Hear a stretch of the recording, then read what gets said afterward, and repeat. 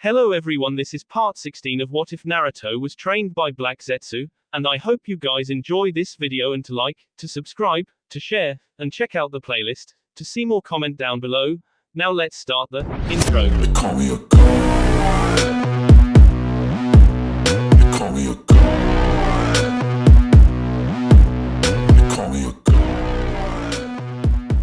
Join my membership, the perks are great. It's in the description. Nara, Yamanaka, Akamaki, stay behind please. The Ino Shika Cho trio remained where they were as the shinobi around them filed out of the Hokage's office. When the door clicked shut behind the last departing Konoha nin, the three assembled themselves before their leader's desk, expressions displaying anxiety, annoyance, and curiosity. Hokage-sama. Jiraiya heaved a long sigh, the stress lines on his face making him look older than his 56 years.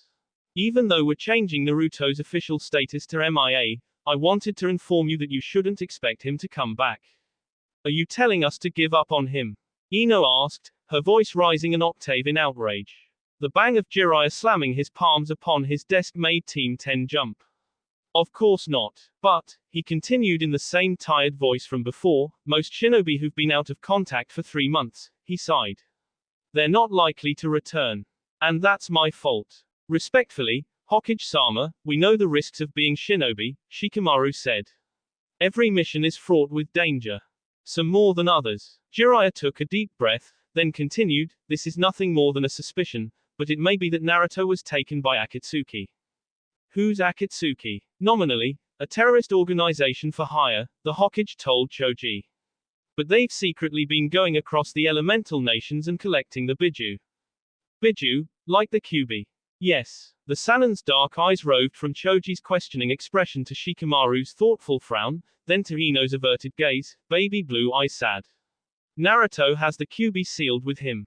Judging by your reactions, he continued, once more examining their faces, you two already knew. Shikamaru grunted. I guessed. He told me, Ino whispered. Jiraiya watched them for a moment, allowing each member of Team 10 to digest the words hanging in the air. Ino's arms were wrapped around her stomach in a parody of a hug. Wearing her sadness like a cloak, she seemed much smaller than normal, broken despite being a 17-year-old killer. Why do you think Akatsuki got Naruto? She asked. There have been reports of movement across the elemental nations, specifically within the lands of water and lightning, where Jinchuriki have recently been discovered missing, Jiraiya replied. Combine that with the mission Naruto was last sent on. Which was? Shikamaru interjected. Soon as Jinchuriki defected, and I sent Naruto to retrieve him. You think they met somewhere and Akatsuki intervened? Jiraiya nodded. Given the lack of communication at this point, it seems possible. There have also been no reports of any incidents that would be tied to what we know of Gaara's personality. People can change, Ino proposed. In this case, it's highly unlikely. Still, she protested, you should let us go look for him. Maybe we can. I already have people out there doing just that, Jiraiya interrupted sternly. And they're better equipped than you to take on Akatsuki or Gaara, should either situation arise. Gentler, he added, I understand how you feel, but you should be aware that it's possible we may never find him. Given how close you all were, I thought you deserved to know the truth. Choji looked from Shikamaru's thoughtful frown to Ino's crestfallen expression. Isn't there something we can do to help, Hokage-sama? Jiraiya smiled at the trio before them, though it didn't reach his eyes. Just keep doing your best. You're all integral to Konoha's future, and we need that unity now more than ever. Silence reigned among the members of Team 10 until Ino sketched a stiff bow, muttering a flat, thanks, before turning around and leaving. 3 pairs of eyes watched her go. Shikamaru returned dark eyes to the Toad Sanin and released a heavy sigh. Forgive her, Hokage-sama. She's been off for a couple weeks now. It's fine. Just make sure you're there when she needs you. This is a hard time for us all. We would be even if you didn't say to, Choji confirmed, steering his best friend toward the door. The Ino Shika Cho team always has each other's back. LLL. Naruto had assumed that the life of a renegade would have been easier than it was. Zetsu, after all, had made it look and sound so simple. But, he supposed, that was probably the difference between theory and practice. The real world had a strange way of turning expectations on the assumer's head. A wall of rock rose in front of him, and Naruto phased through it like a ghost, continuing his mad dash over the rocky terrain. After he and Gaara had gone their separate ways, the blonde had enacted his original plan for avoiding any potential Konoha tales by heading to the one place Leaf Shinobi were the least likely to look, the Land of Earth. Given the country's tumultuous history with the Land of Fire, he'd figured it would be the best place to lay low, as his former home wouldn't want to incite the hidden rock by sending shinobi trooping through the countryside on a random search. And, to play it even safer, he tried to avoid anything remotely close to civilization, veering through the Land of Stone to the northwestern edge of the Land of Earth, where the echoing mountains served as a barricade between the elemental nations and the lands beyond. There he'd lived for a couple of months, hunting wildlife and stealing snatches of food from the nomadic terrace farmers of the Land of Earth, until some random Iwanin who could Yogen Jensen, apparently control lava decided to make it his personal mission to make the renegade Jinchuriki's life miserable. Crazy old man, Naruto thought, substituting himself with a nearby rock to avoid the geyser of magma that erupted from beneath his feet. Hey, he called out from behind a boulder. What did I ever do to you, huh? A barrage of molten rocks was his only response, and Naruto dove out of the way as his shelter was obliterated, tossing the jar of manchineel gas he palmed in the Iwanin's direction. Without seeing if it was successful, he turned and continued running, zigzagging across the ground and searching for a strategy. Sadly, the Land of Earth was nearly as bare of vegetation as the Land of Wind, and any flora in the vicinity was either dead or hardy shrubs, neither of which would help him in a fight. He used a violent wind palm to catapult himself into the air, flipping upside down and collecting chakra in his mouth as he took aim at the earth below. Futon, Shinkua. Rocks crumbled beneath the force of the vacuum wave, the earth fissuring apart below him. Gotcha. Then a pillar of rock slammed into his stomach, leaving him gasping for air as he dropped the last 10 feet to the ground. Son of a. Naruto wrapped himself in a sphere of rocks as the earth beneath him rumbled and then exploded in another geyser of lava that sent him high into the air. Sweat poured down his face as the heat from the magma cooked his defense, the increase in temperature making every breath heavier. Use my power. No. I beat Sasuke, I beat Gaara, I beat Akatsuki. I can beat this guy. And yet you're losing. Gratuitously. Naruto's growl of frustration lowered in timbre as he called upon the fox's chakra, breaking through the rock and magma surrounding him. He landed on the ground on all fours, two tails of chakra twitching behind him, and stared down the purple-clad Iwanin. The man's fiery eyebrows were knit together in a scowl. So Konoha sent its Jinchuriki T, spy on Iwa, eh? Well to see and play that game. The young renegade wasn't sure what surprised him more, that his adversary somehow knew he was from Konoha, or the lava that oozed out to cover the Iwanin like a second skin, one red-furred, thick tail of chakra protruding from the base of his spine.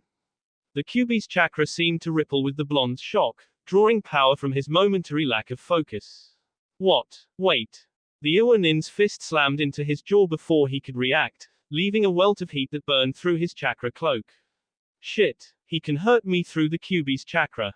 He skidded backwards, scoring gouges in the hard earth, cheek twitching where his opponent's chakra continued to irritate his skin.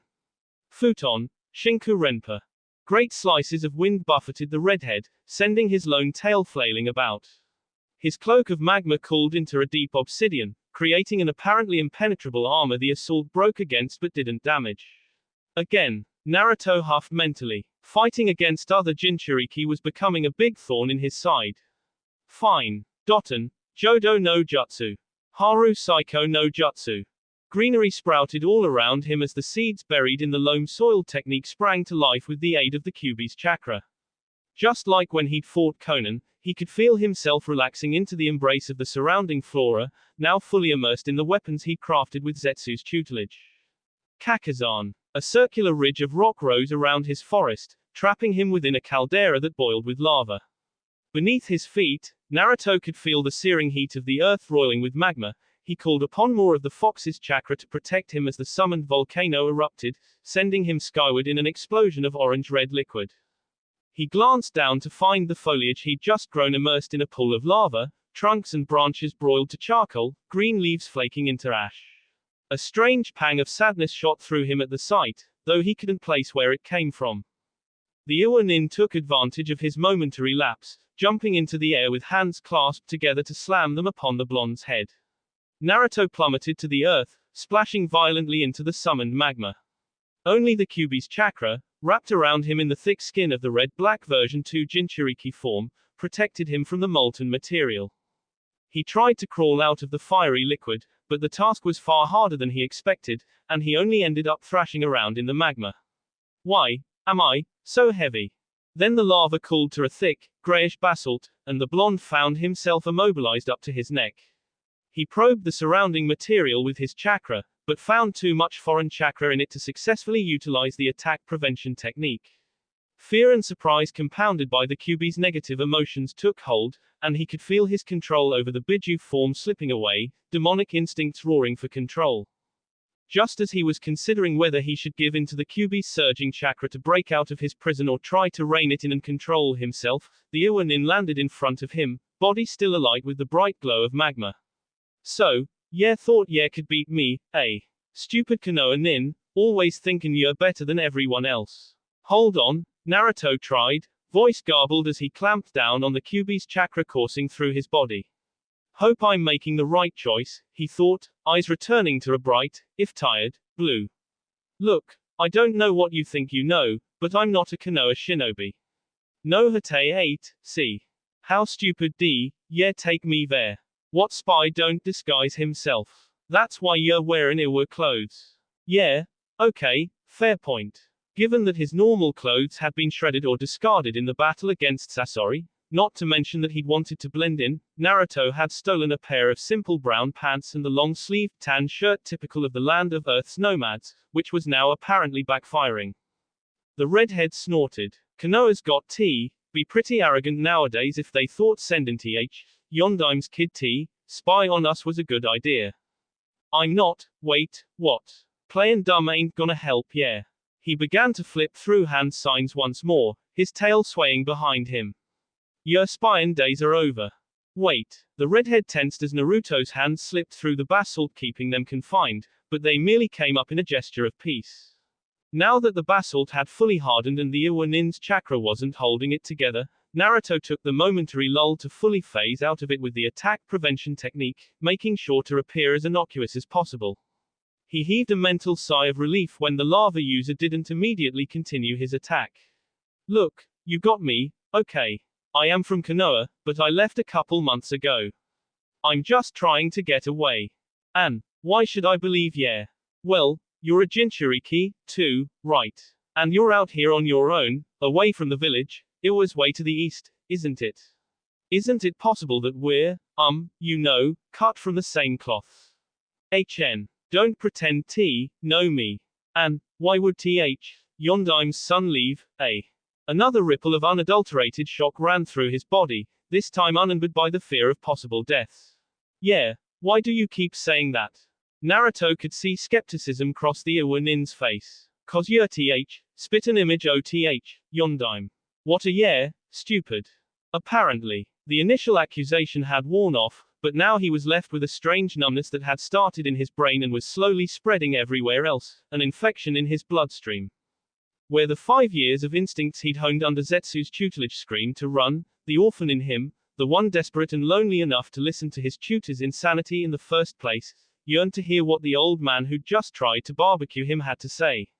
He swallowed a lump in his throat. Can you show me what he looks like?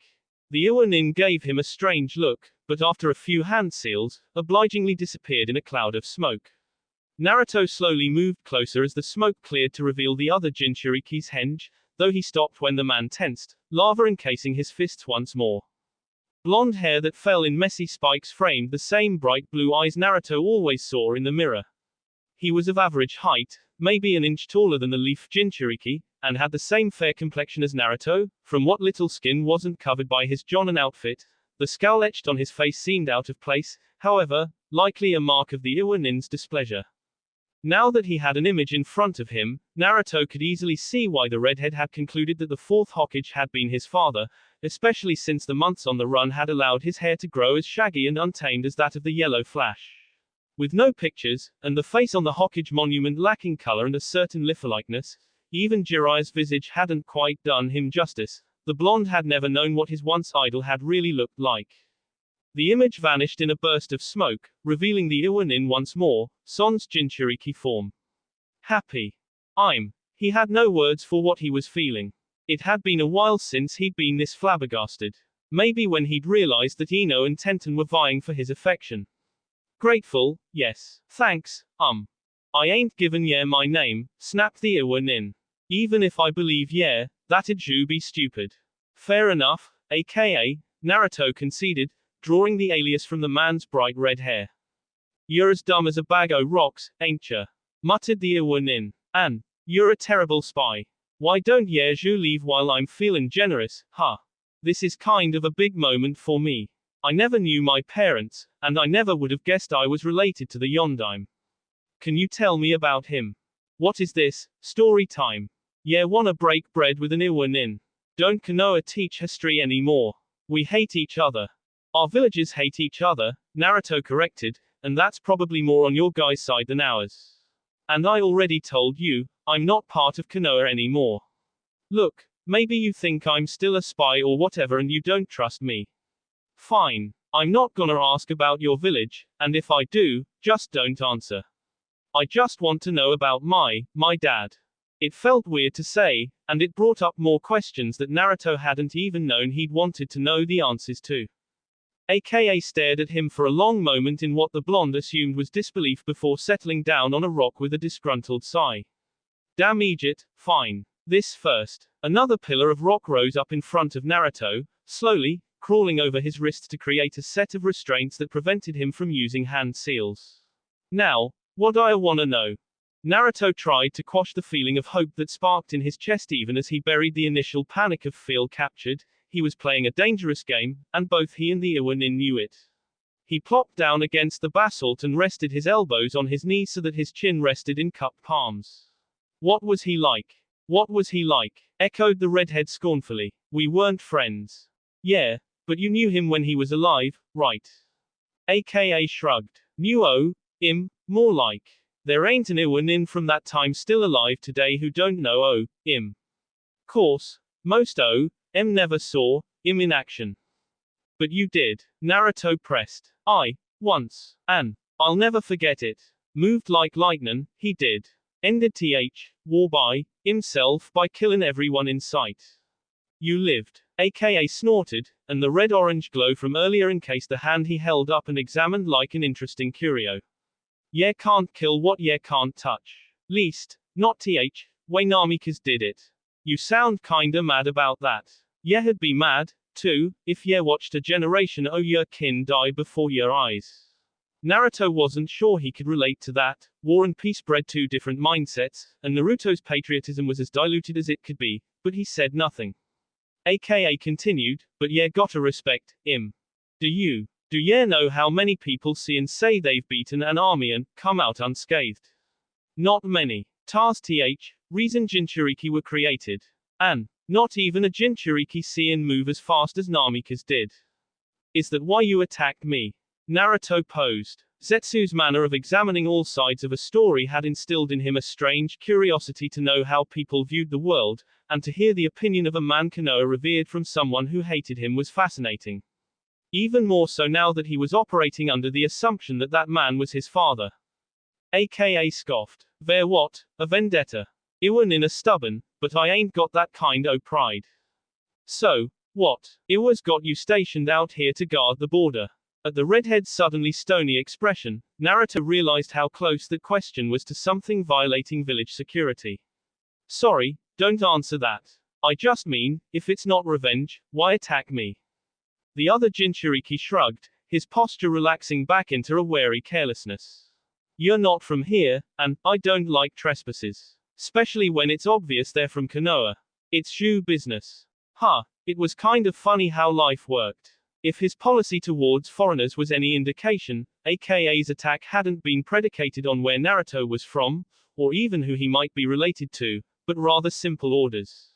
Revenge for a war almost 20 years old hadn't been a motivating factor, even if the older Jinchuriki still carried a grudge. The death of the apparent Namikaze heir was simply a bonus, the cherry on top of a sundae. So why'd ye leave Konoha? That's a long story. Short version is that I didn't want to serve a place that didn't appreciate me. Or a home that wouldn't even tell him who his father was. The more he focused on that revelation, the more the curiosity within gave way to anger. Granted, it was possible that his peers, like himself, had been blind to the connection between him and the fourth, but in the previous generation, such oversight was unlikely. They'd grown up alongside the man, served with and even under him when he was acting Hokage. There was no way some of them, at least the shinobi, didn't know. Jiraiya even trained him. Naruto thought in outrage. And suddenly the Sanin's strange mutterings and disappointed looks during their training sessions made sense. He'd been comparing Naruto to his father the whole time, and the blonde hadn't even known. But why? Why keep that a secret from him? If anything, revealing his heritage would assure his loyalty and patriotism, instilling in him a sense of pride as to his family's accomplishments and a further desire to surpass the Yondaime, or at least learn more about him. He'd want to make his father proud. You're a shinobi. You're a real genius, ain't ya? No, I mean, Naruto sighed. Just work with me on this one. I'm listening. You're a shinobi, the blonde posed, puzzling out this new mystery, and your family is famous. Infamous in other countries, even. But they died before you were born, so you don't know that. Why wouldn't someone tell you who your parents are? I take it back, you're too stupid and not subtle enough to be a spy. When Naruto spared him a look asking for an answer, Akka sighed. Fine, fine. They didn't want Yeti, get a big head. I already thought I was the greatest thing without knowing. What else? Spies, claimed the redhead with authority. Yeah, let something slip, and then you're in danger, 'cause oh who your parents were. Or someone wants revenge. I know a lot o in who'd love tea, skin yeah, 'cause oh your father. The thought had crossed Naruto's mind, too. Just because AKA didn't carry enough of a grudge to kill him on the spot, simply based on his heritage, didn't mean that the Yellow Flash hadn't made plenty of enemies who'd love to make his kid pay for the sins of the father. But there were a lot of holes in that theory. First, it assumed that Naruto would have screamed the information out to the general public as a child, which, he thought, might have been a fair assumption. But it also assumed that a spy couldn't get access to that knowledge via any other way, whether that be finding doents related to Naruto's heritage or simply seeing, like AKA had, that Naruto was essentially a physical doppelganger of his father. On top of that, it seemed unlikely in the grand scheme of things that he'd be in significantly more danger due to knowing who his father was versus the lifestyle he already led. He was a shinobi by trade. The possibility of capture or death was already fairly high. That, after all, was why he'd developed techniques and mastered a craft that kept him out of harm's way as much as possible. None of that was even taking into effect the fact that his current name was just as prominent as the Namika's surname. The information, limited though it was, Jiraiya had imparted upon him about the Uzumaki clan had stuck with him even after he'd decided that following his family's legacy was unimportant. Driven to near extinction due to its sealing proficiency, what enemy village wouldn't want to kill the potential last of such an infamous clan to ensure its complete annihilation? That certainly put a huge target on his back, and likely more threats than walking around with the surname Namikaze would. Compounded by the fact that his mother was likely the only Uzumaki in Konoha, given that he had been the only current one, and someone had surely figured out she and the Yondaime were a couple, Naruto found it hard to believe that his heritage had been hidden from him simply as a precautionary measure. There were too many ways to servant that which had him in danger regardless to make it truly useful. For argument's sake, let's say that's not it, Naruto finally replied. AKA shrugged. I got nothing else. Yeah, me neither. The redhead peered at him, bright eyebrows drawn in a tight V shape over dark, searching eyes. Yeah, really didn't know, did ya? No. And it irritated him that he'd had no clue. When was the last time he'd felt legitimately angry at someone, especially since he didn't even have an outlet for that anger, and over something as commonplace as having a family, too? It wasn't like he even thought knowing who his father was would have made a difference in his life. But with genealogy came respect. Sasuke, after all, had been practically worshipped by the female peers. And the lure of Hokage's son was likely to garner that, maybe even enough to counterbalance the negativity of being the Kyuubi's container. And then maybe he wouldn't have been so disheartened and desperate to heed Zetsu's allure, and then, who knew? It was annoying how one little tidbit of knowledge could cause a cavalcade of questions as to how life could have been different. I wonder if they would have appreciated me. No. Naruto started in surprise, not expecting aka to interrupt the half-formed wish he hadn't even realized he'd been making. But being the Yondaim's son, don't matter none, the redhead stated firmly. You're a Jinchuriki, you'll get no appreciation no matter who you're related to. How do you? Are you related to? So, here you are, eh? Both Jinchuriki snapped to attention, standing up with tense shoulders and heads turned to the west. Cresting the opposite side of the hill of basalt aka had made earlier was a tall, blue-skinned man wearing a black cloak with red clouds patterned across it. Akatsuki, how'd he find me? Naruto's fingers twitched as he phased his wrists through the rock shackles with the attack prevention technique, ready for whatever would come next. He and Gaara had managed to dispatch one member each while also being drained from their own fight. Surely he and aka could take on this lone member together with the combined power. And here I thought I'd only find the Yonbi, continued the Akatsuki nin blithely. I'm getting excited now. An inhuman sound echoed from his direction, somewhere between a gurgle and a screech, and Naruto could feel his hair stand on end. The newcomer reached behind him and pulled forth a giant sword nearly as large as he was tall, the strange protrusions covering it bursting through its bandages and wriggling like worms. Even Same had as excited. Pity Itachi couldn't live to see me get his target, too, but the more the merrier. What? Move! Naruto shouted as a veritable flood of water exited the blue man's mouth and cascaded towards them. He threw himself into the air with a violent wind palm, rising even higher as aka cloaked himself in magma once more, evaporating any liquid that came near him and creating a thermal for the blonde to ride. With barely any effort, the redhead then raised massive bricks of earth to divert the flowing water away from them. When Naruto finally landed beside him, senbon were clenched between his fingers. Hell's going on here? Akatsuki's after the Biju, the blonde explained hastily. Terrorists. Sure. Yeah, whatever. Look, if we work together, we can take him out. Aka grunted. Fine. Then he took off, weaving hand signs and spouting great orbs of molten rock. The Akatsuki member batted him away with his sword, and when Naruto's Senbon shadow clone technique followed that, a wall of water rose up and intercepted the projectiles.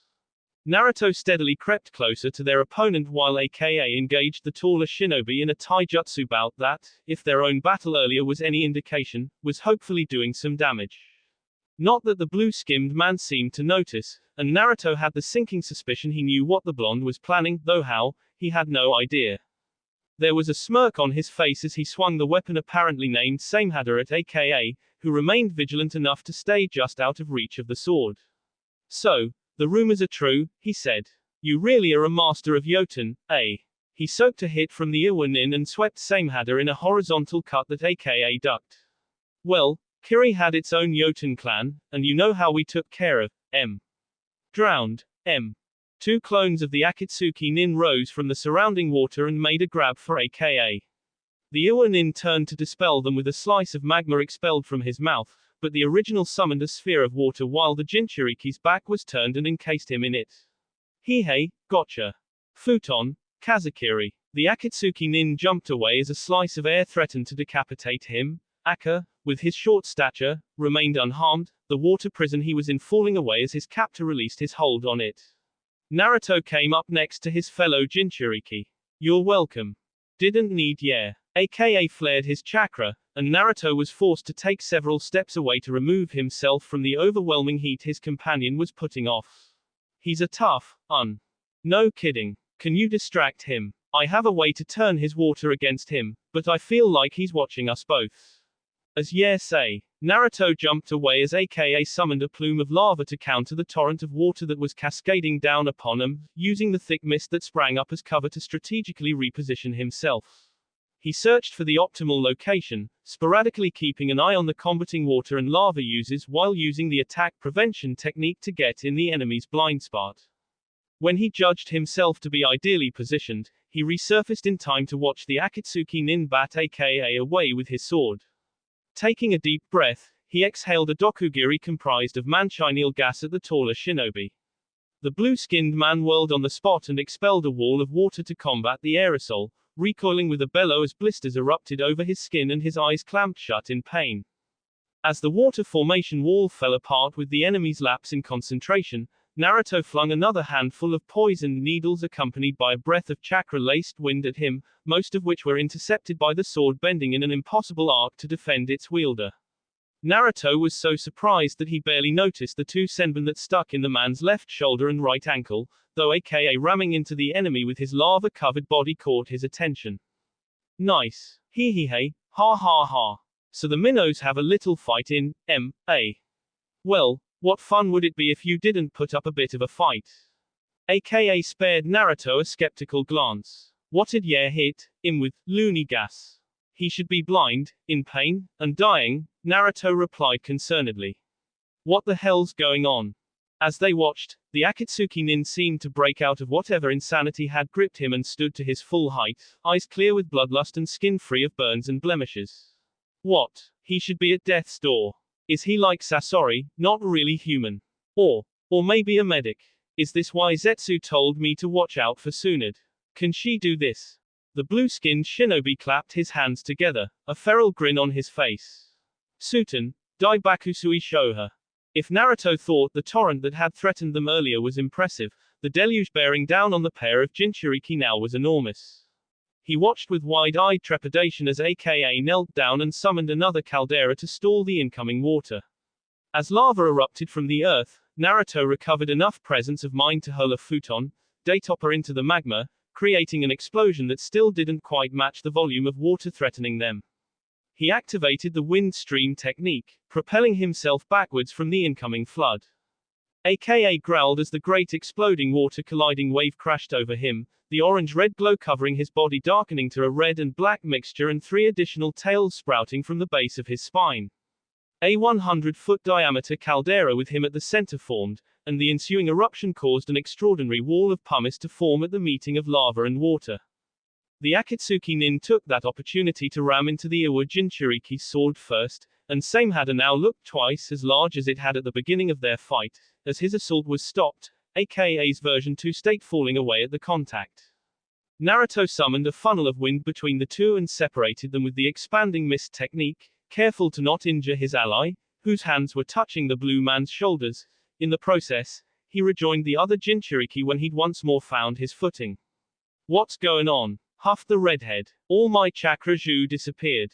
And, Kajugan ain't having an effect. Whatever that is. No idea. He's either healing himself or he's not entirely human. If he was, he'd be dead by now. Across from him, the blue-skinned man rolled his shoulders, that same sickening smirk still sitting on his lips. Hey, tired already? I'm just getting warmed up. Every bit of strength you lose, I gain. That's why I'm known as the Tailless Biju. Suten, Daibakusui Shoha. We can't win, Naruto thought in horror as a second flood threatened to drown him, and he slipped underground to escape it. He can purge my poisons from his body, and I still haven't gotten around to restocking since fighting Sasori. And whatever AKA's doing to him, he can heal. Even AKA's version 2 state couldn't do anything, so it's unlikely mine would.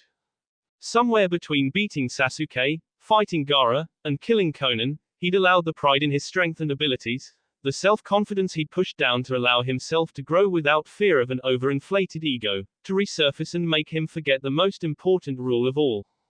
Survive. This wasn't a battle they were winning, weren't even close, and wasn't even one that Naruto felt well equipped to partake in, but he'd done it anyway because they'd had the numbers and he'd been riding the high of besting Akatsuki previously. But things weren't always as they seemed, and it was a safe bet that every Akatsuki member had different strengths and weaknesses which made them better suited to certain tasks. It was the tenet he'd judged his own mission by before leaving Konoha, that his Jonin status wasn't representative of his actual skill level or even comparable to the average Jonin, and he'd somehow become so sidetracked by his hubris that he'd forgotten that simple rule. He needed a new strategy. More supplies, more training. And to do that, he needed to live another day. Water began to trickle down through the cracks and crevices in the land of Earth's parched terrain, and before he could react, Naruto found himself trapped in a massive bubble of liquid not unlike the water prison technique. AKA floated not far away, steam evaporating off the lava armor he appeared to be trying to maintain, with minimal success. Facing them was a shark-like humanoid with gray-blue skin and the Akatsuki nin's telltale smirk. You won't escape me now. We'll see. Naruto created a swarm of shadow clones to stall the shark man and assist aka while focusing on the breathing exercises he'd learned from Asuma years ago. Kei's Nagare no Jutsu.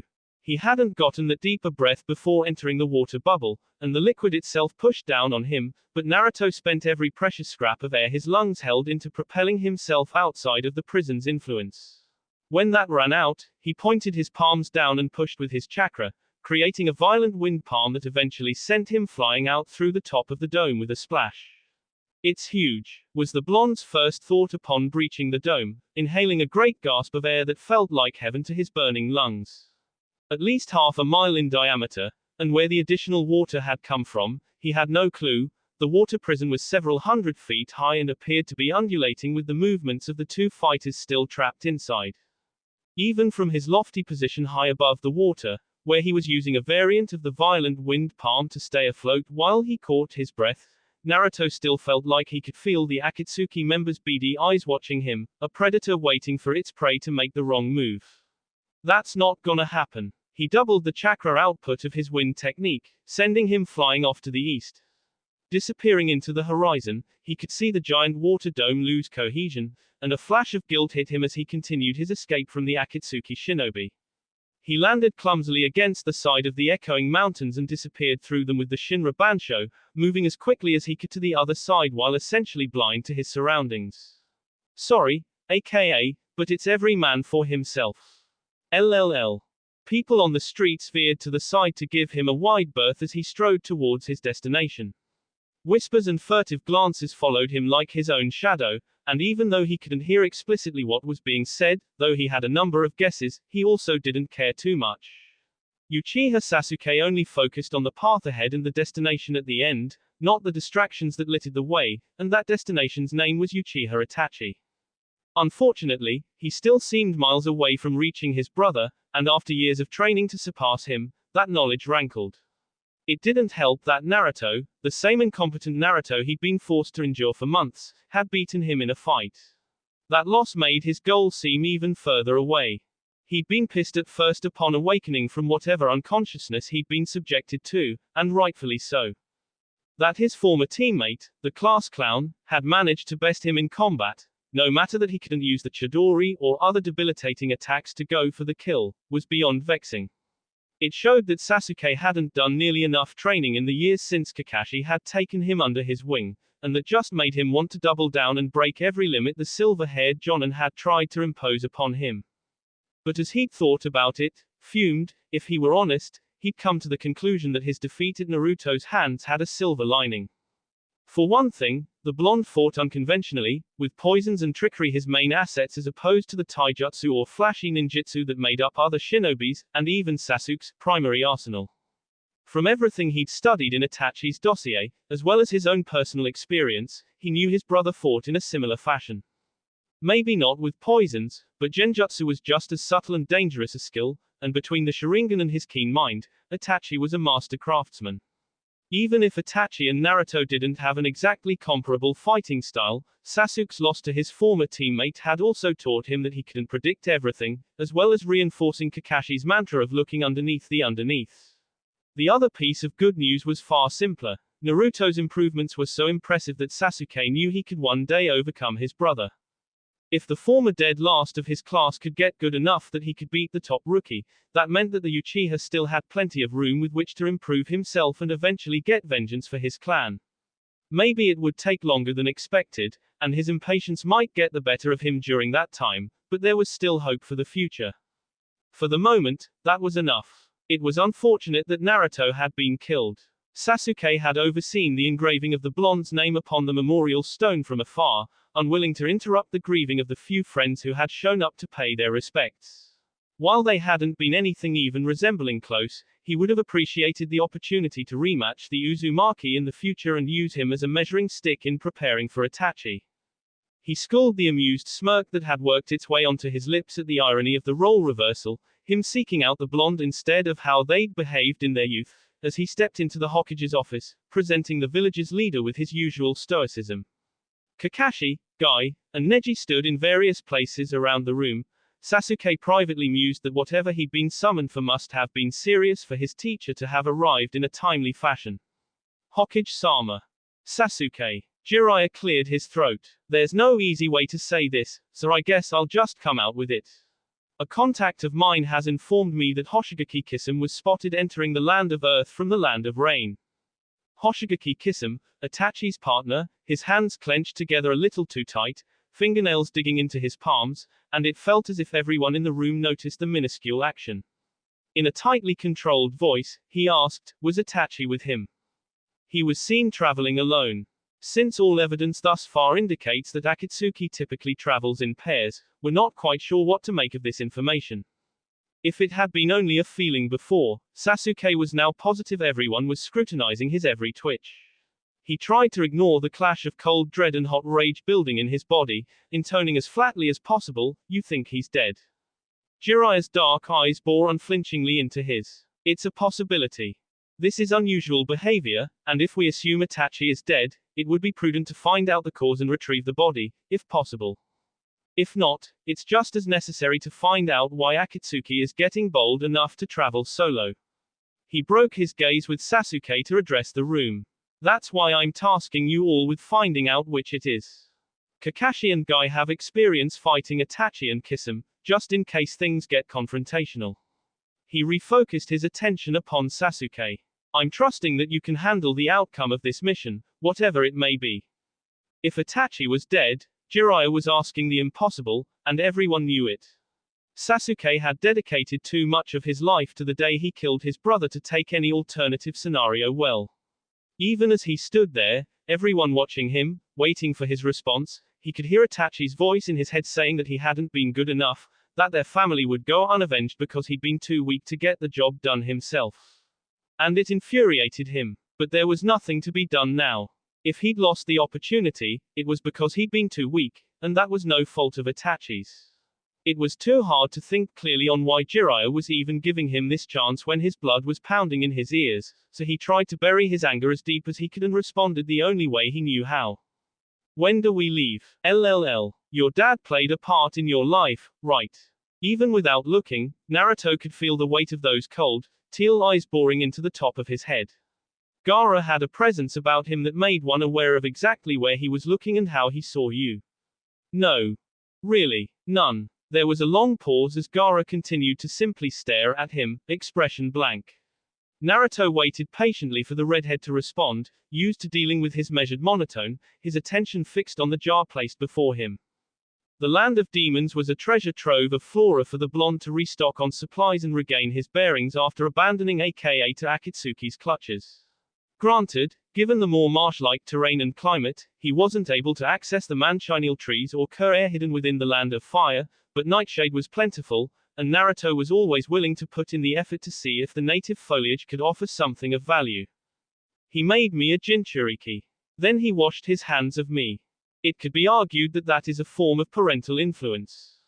Two gazes fell upon Zetsu, whose head and torso was overseeing the interaction from a tree trunk, though Naruto, used to his tutor's strange leading statements, refocused blue eyes upon the task at hand after a couple seconds. Gaara remained steadfast in his staring, analyzing Zetsu with the same intensity he granted those he only wanted to kill. In all honesty, the blonde was surprised the sooner Jinchuriki hadn't already tried. Naruto hadn't expected the two to ever meet, but as he'd been escaping the elemental nations, Zetsu had found him and journeyed alongside him to the land of demons, where the plethora of plant life had given him grateful access to the green sight technique. That, in turn, had led him to Gaara's overwhelming chakra, as the redhead had apparently found some semblance of peace in the marshy wilds of the land of demons. Maybe he's changed. Explain, Gaara ordered, tone promising death if he was denied. Or not. Well, he created you, right? Thus, by making you a Jinchuriki, he crafted your entire worldview. A depressing, hate-filled worldview, Naruto muttered without looking up, but yeah, sure. Be that as it may, Black Zetsu continued, dark voice carrying an undertone of annoyance, while his physical interaction may have stopped at birth, his influence was far-reaching. He tried to kill you, right? Naruto could feel Gaara's emotionless eyes turn back on him. Yeah, I told him way back when. Not like he wouldn't have found out on his own, anyway. Gonna try to kill me again. Gaara grunted, but resettled his gaze on the former Kusa-nin. You're suggesting, he began, that my father's continued assassination attempts influenced my upbringing. To be fair, Naruto interjected, you were a killing machine who lived only for himself and murdered people to validate your existence. That's probably a result of what your dad tried to do, right? He intentionally turned me into a monster. Debatable, depending on what you mean. But if you hadn't been forced to kill in self-defense, could you honestly say that you would have followed the path you did? Absentee parenting, Naruto mused as Gaara settled into a pensive mood. It was amazing how the lack of a prominent mentor figure during the formative years could still shape someone's life as effectively as if they were actually there. The Kazekage had removed himself from his son's life, sending assassins after him and subsequently creating a killer. And Naruto. Naruto was still fuming over the revelation that he'd been deprived of even the knowledge of who his father was, let alone the fact that he'd never had an opportunity to be influenced by the man either positively or negatively. Instead, he'd had Zetsu, and whether good or bad, the plant man had served as the consistent role model he'd lacked up to that point. And now he was a self-serving, poison and plant-using Nukenin looking for answers he might never find. He found it a little funny to compare his situation to that of the people he'd grown up with in the Hidden Leaf. Clan members like Ino and Shikamaru were constantly surrounded by people in a variety of roles they could look up to and aspire to become, whether shinobi or civilian. Not only that, but they had guidance every step of the way, ranging from familial support to actual teachers who were well versed in techniques passed down through the generations. With such a sprawling network of resources at the disposal, it was no wonder the likes of Team 10 had grown up so well adjusted, at least, in comparison to himself and Gaara, whose distinct lack of support had molded selfishness and insanity in varying degrees. Aren't we quite the pair? He mused. Found him. Naruto finally stood up at this announcement, turning towards where his shadow clone was sitting on the ground as teal and yellow eyes tracked towards the source of the voice. Here, said the clone, handing the book over to the original before getting to his feet and wandering off. He focused on the picture in the bingo book Gaara had given him. Apparently the Suna Nin had become an assassin for the Hidden Sand before his defection, analyzing the sadistic grin and beady yellow eyes looking straight through him. Hoshigaki Kisame, he murmured. Somehow, knowing the name of the Akatsuki Nin who had so handily defeated him didn't calm his nerves like he thought it might. He appears quite strong, Gaara commented from over his shoulder. Naruto jerked at the redhead's proximity, shooting him a brief glance to assure himself the Ichibi Jinchuriki's intentions weren't hostile. If Gaara cared, he didn't show it. His proficiency with Suten Jutsu would be troublesome to deal with. You have no idea. But his sword, Samehada, it can absorb chakra. That at least explained all the issues aka had trying to maintain his Biju form in close combat with Kisame. If the sword was as chakra sensitive as the bingo book was suggesting, Naruto supposed it was possible for it to track strong outpourings of chakra that could be traced to the Biju, similar to sensor-type shinobi. The prospect was terrifying. It took one of his greatest assets, the ability to access the Kyuubi's chakra and exponentially increase his strength, and turned it into a beacon for his greatest enemy to find and exploit, essentially nullifying any benefit it provided. Even worse, am I missing something? I don't see anything about him being a medic nin. Gaara's intense stare bore through him again. Kiri is not known for teaching its shinobi to heal. But, how did he heal from everything? Remember, Naruto-kun, shinobi keep secrets. Naruto growled in frustration, slamming the book shut and shoving it at Gaara's chest. Sand rose up to catch the brunt of the force, and the blonde found himself momentarily distracted from his ire by any potential comeuppance his fellow Jinchuriki might enact. Sorry, he offered. I didn't mean. I am used to more personal attacks than that. Naruto's forehead crinkled in thought. Gaara seemed much tamer than their last encounter would have suggested. Perhaps the months of separation had given the redhead some sort of newfound insight that made him less of a threat after all.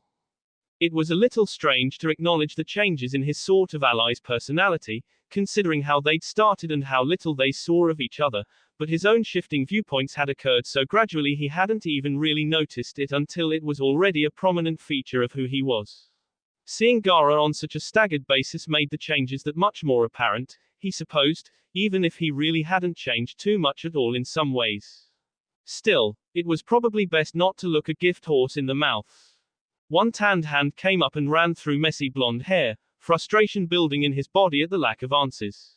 He needed to be able to plan against those hunting him, and the vagueness of Akatsuki's abilities was a deterrent to that, especially when the one item that was supposed to hold all the answers only had half. He looked over to find Gaara watching him. What? The way your mind works is perplexing. You contain the Kyuubi, yet you choose to not rely on its power unless the situation becomes dire. Do you trust the Ichibi? At the redhead's silence, Naruto nodded. Yeah, I thought not. Besides, I think that guy, kiss him. He can track us by the Bijuu's chakra. Then you should lure him in with that and kill him. Yeah, the Jinchuriki I was with tried that.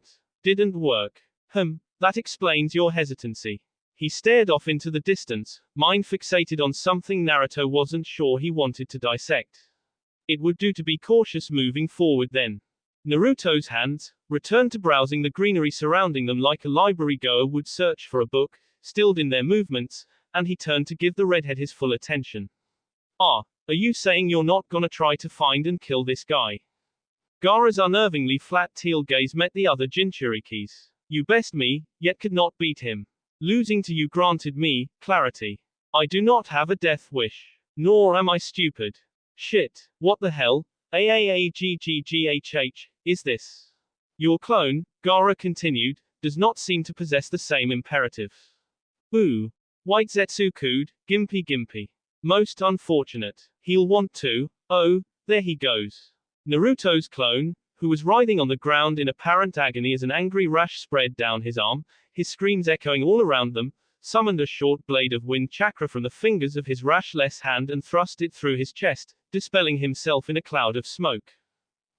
Naruto mused. Wonder why he didn't just disappear, too much pain to think clearly. He moved over to the large, heart-shaped leaves of the plant his clone had fallen near, the eyes of his companions following his every move. With extreme care, he used wind chakra to sever a stem of Gimpy, then slowly uprooted a nearby sapling and sealed both within a small scroll at his waist for later scrutiny. Interesting. What will you do next? Naruto hummed in thought as he leaned in closer to analyze the fine hairs of the Gimpy plant, mentally cataloging what he could of the foreign flora while in its native habitat. It annoyed him slightly that Gaara's self-assurance had changed from overconfidence to, dare he say, something vaguely resembling humility. Or at the very least, pragmatism. Especially when he seemed to be stuck in a rut. I'm gonna get some answers, he decided. I won't be caught off guard again. Smart, White Zetsu commented. Obvious. Either way, Gaara said, may you find what you seek. Yeah, thanks. LLL. The problem with his grand, if rash, plan was that it required crossing the entirety of the elemental nations while trying to avoid all contact with, well, anyone. He wanted to be a ghost, invisible to the public eye, and even more importantly, to Akatsuki, and while the attack prevention technique was very useful for that in conjunction with the green sight technique, it left him nearly blind while traveling across large swaths of the plant-sparse continent. And that was unacceptable. So, to preserve his own life, he was forced to dabble once more in an art form that he wasn't particularly fond of. Futon, Josho Shippuden. Wind exploded from the ground's surface in a rising twister that shredded one Sunanin and a helpful, nearby cactus to pieces and left the second shinobi thrown off balance midair. Naruto melded out from beneath the sand and jumped up, fingers flying through seals for the wind release, air shackles technique. Invisible bindings lashed the sand shinobi's legs together and his arms to his body. The blonde retained his grip on the man as they fell to the earth, his captive eating sand. That went better than expected.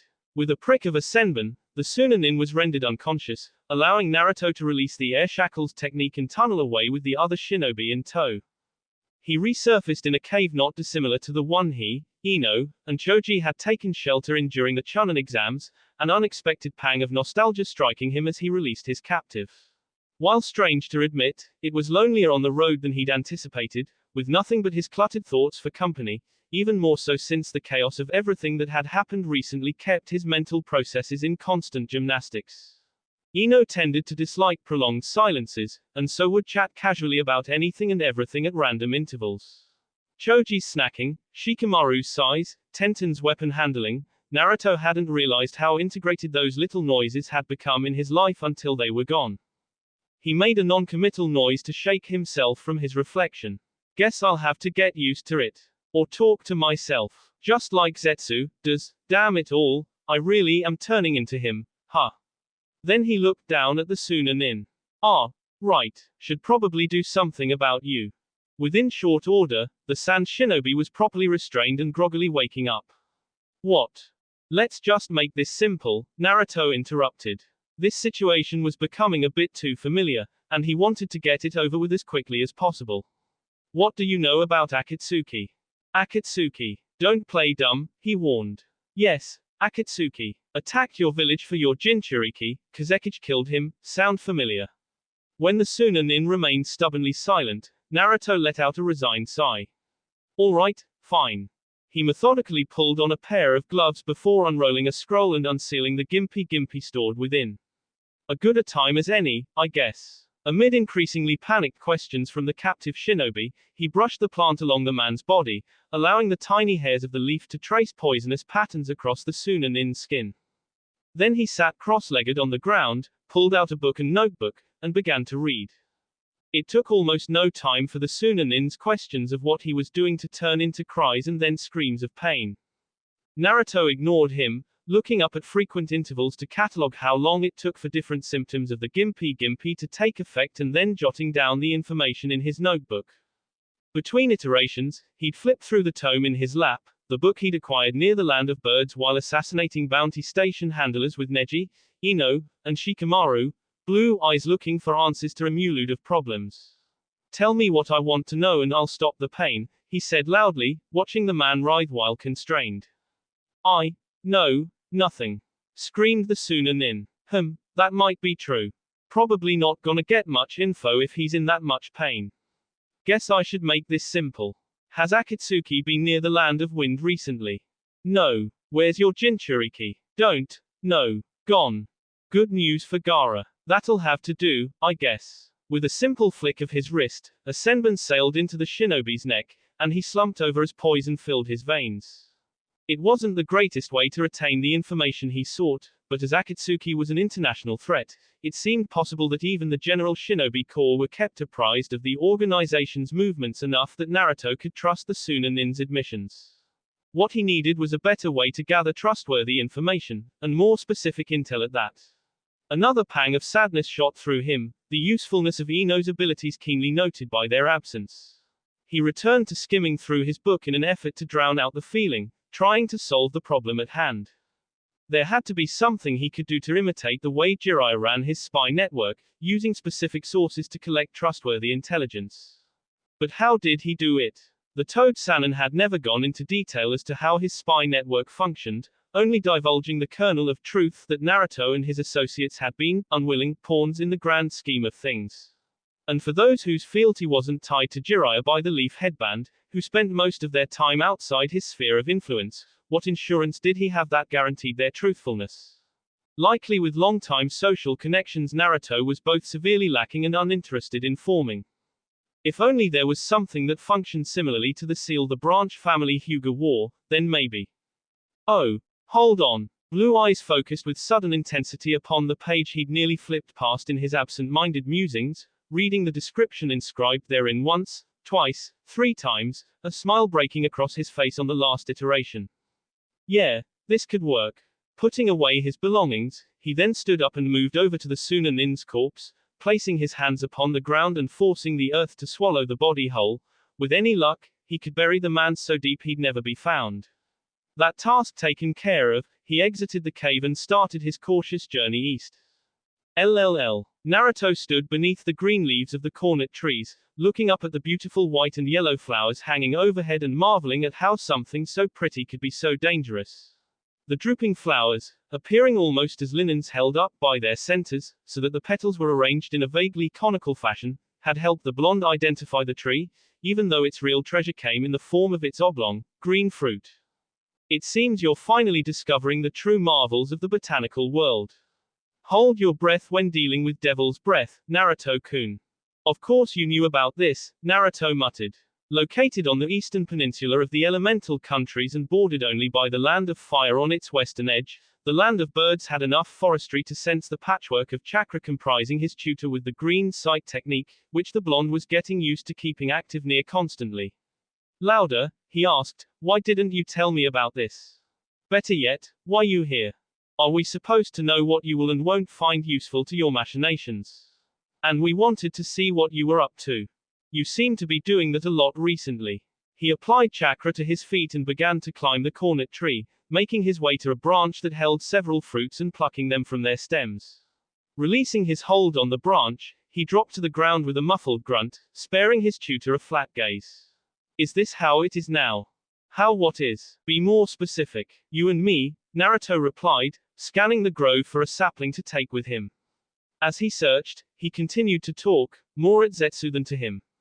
"I mean, I know you're a loner. Self-reliant. And you taught me to be one, too, but if that's really what you believed, why are you following me around?" Curiosity, boredom, the two halves answered simultaneously.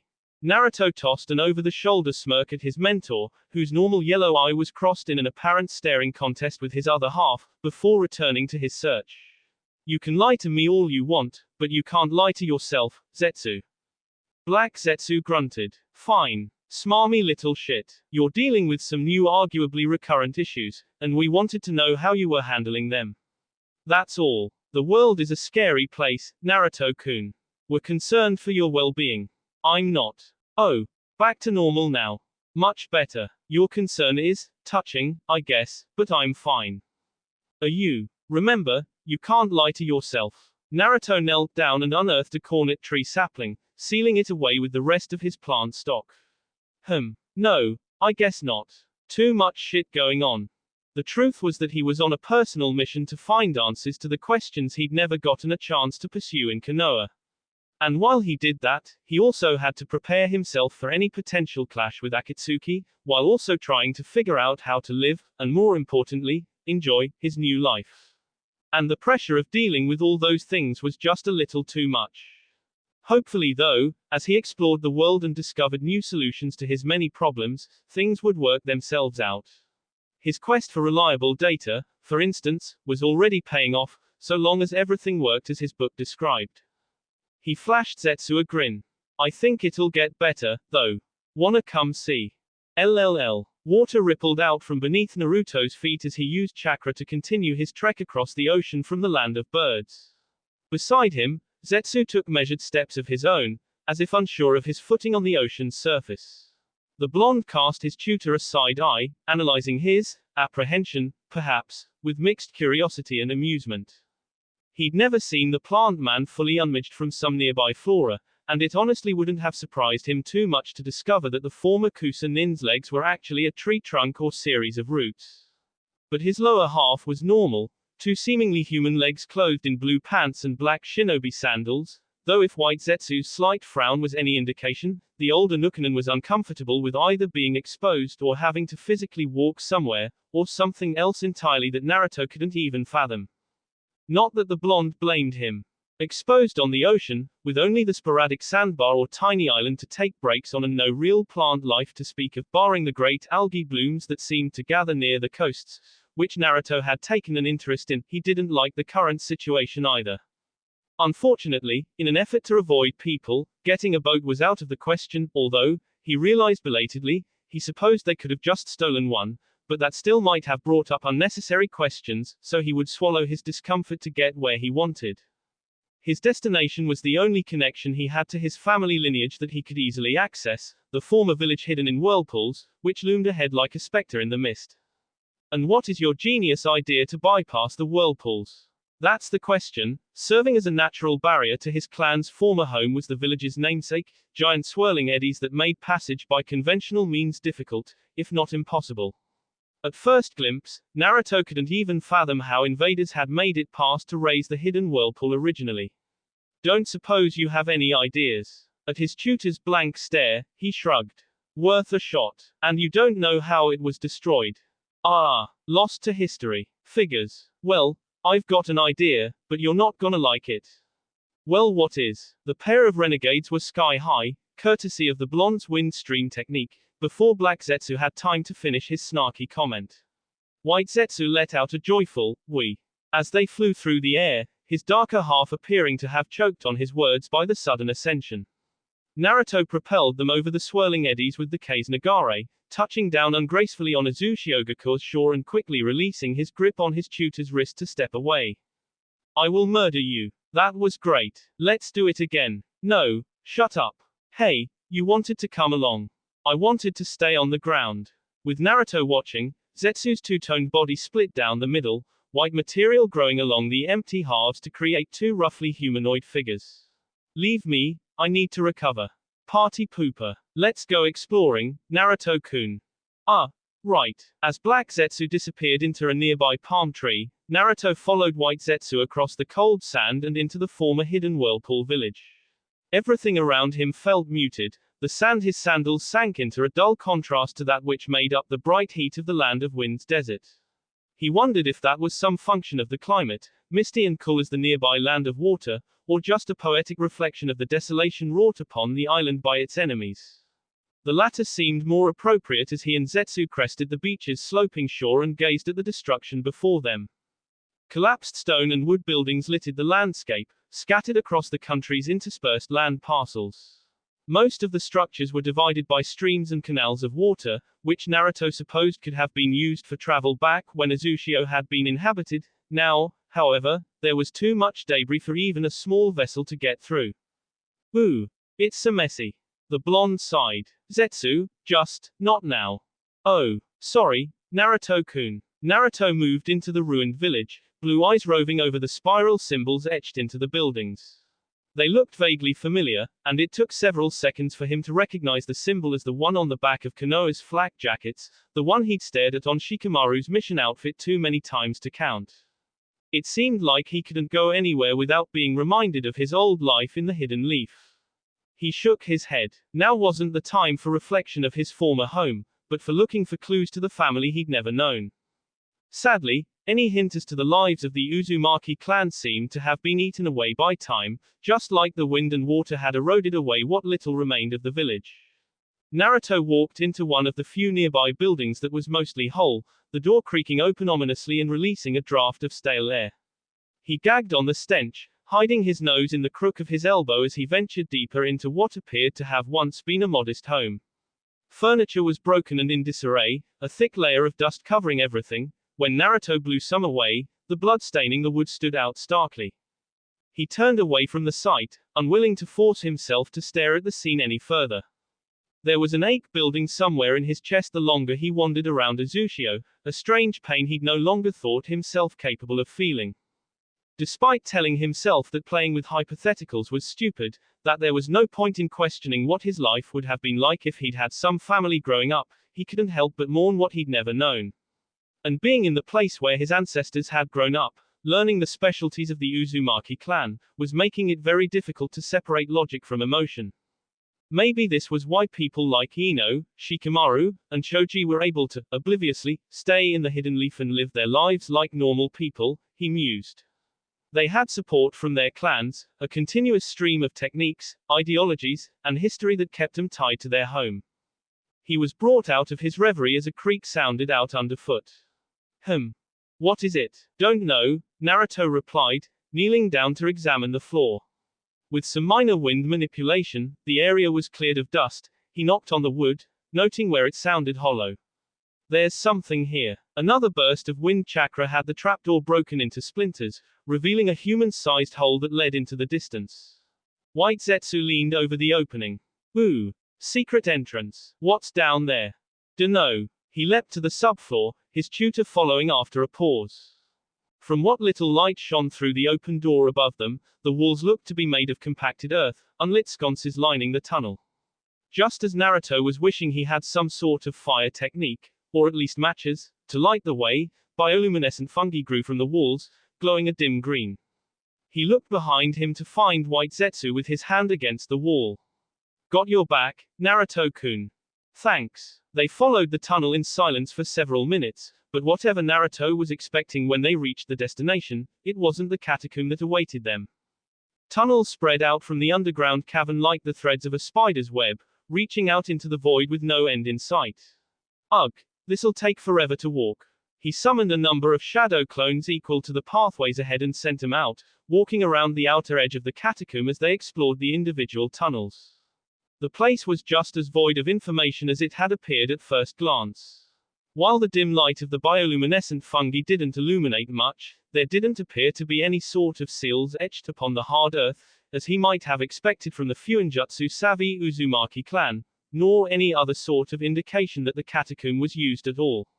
White Zetsu remained blissfully silent while Naruto paced the chamber, waiting for news from his doppelgangers. Disappointment settled over him as they returned one by one and reported back that each tunnel led to another house, each as unremarkable, dusty, and damaged as the first. One ended in a small, underground lake, his final clone claimed before dispelling, but even that appeared to contain nothing of note. Maybe they used this to escape, Zetsu suggested when the silence between them grew too long. Kusa had something similar. Yeah, makes sense, I guess. Maybe some members of his clan had escaped the devastation wrought upon the village above, but if so, they would be difficult to locate, and potentially as isolated from the clan as he was. He wasn't sure it was worth the hassle, or the hazard, to try and find them. Naruto wasn't sure what he'd expected to find when he'd settled on exploring the ruins of Uzushiogakure, maybe some sort of hidden archive of the Uzumaki that could bestow upon him the clan's legendary proficiency in Fuinjutsu, but it seemed as if such answers didn't exist. Instead, he was left standing in a village that was suffocating him with its emptiness, mocking his orphan status like the mirage of an oasis teased a parched man in the desert. Or maybe that was the ultimate destination to his journey. He'd sought some tether to his clan in an effort to simulate an important aspect of his friends' lives, but would that have really helped him form a connection this far into his life? By now he was past the point of being heavily influenced by others, especially when those others were nothing but ghosts. He'd grown up without family, and it seemed that he would continue to remain unencumbered by it as he pushed forward. Even though a small part of him would always hope for another person he could relate to, biologically speaking. Come on, he told Zetsu, turning around and heading back the way they'd come, I'm done here. LLL. The land of grass appeared to be an idyllic place to settle down. A thick forest with tall bamboo groves and giant flora built the country's eastern border with the land of fire, which tapered off into a grassy savanna with rolling hills as one approached the land of earth to the west through Kasagakure proper. With a large community of plants and a small military presence, it was far safer to remain there than to reside on the outskirts of the land of fire and have to avoid any of Konoha's patrols. Not to mention that the land of grass was a fairly neutral crossroads country that would offer Naruto a variety of potential informants to keep an eye on the world's movements. Assuming, of course, that his plan to create a spy network actually paid off. He continued to crush the flesh of the cornet tree's fruit into a fine powder, careful to keep the coconut, which he'd nabbed from one of Whirlpool's surrounding islands, containing it far from his face. The action was nearly mechanical as he repeated the plan for his upcoming test in his head. Through the power of the green sight technique, he could sense a lone shinobi a couple miles away, possibly someone stuck on border watch. With no witnesses nearby, and no other signatures within the next several miles, the man was the perfect target. Dumping the fine white powder into one palm and cupping them together so it couldn't escape while he moved, he melded through the earth and approached the hapless Kusa-nin. He surfaced silently behind the man and coughed once to announce his presence. Surprised, the grass shinobi whirled on the spot, only to receive a lungful of white powder. His wide-eyed gaze slackened into something dull, arms falling limply by his side. Naruto, tensed and ready to kill him at a moment's notice, relaxed marginally. Hello, person. What's your name? Asama-ken, intoned the man. What are your skills? Doton, Kenjutsu, and I'm learning Suten to get promoted to Jonin. Naruto rubbed his chin in thought. The man sounded completely uninterested in the conversation, but he was answering in full and providing information that could be deadly in the hands of the enemy. It seemed as if the devil's breath was proving to be as useful as his book had promised. Let's see, how else can I test you? I don't know. No, I wasn't, never mind. Jump up and down. Ken began to hop in place, bouncing until Naruto felt like he was developing a headache just watching him. Okay, show me 8 fingers. Alright, how about something less mundane, like, hurt yourself? Take a kunai and cut your palm. If, for some strange reason, Ken had been faking everything else, that was likely to be a good test. Genjutsu could often be broken through self-harm, so if the devil's breath was functionally similar, it was important to note whether it could be broken in a similar fashion. He watched with bated breath as the Kusa-nin withdrew a kunai and slid its edge mechanically across his open palm. Naruto's fingers played with the senbon held between them, waiting for the potential loss of control, but as the seconds ticked by and Ken remained motionless, euphoria began to mount in his chest. It worked. Yes, some things are finally going my way. Alright, Ken, let's talk. What can you tell me about Akatsuki's movements in the land of grass? LLL. That will be all for this video. Be sure to like, subscribe, share, and comment down below for more videos. Goodbye.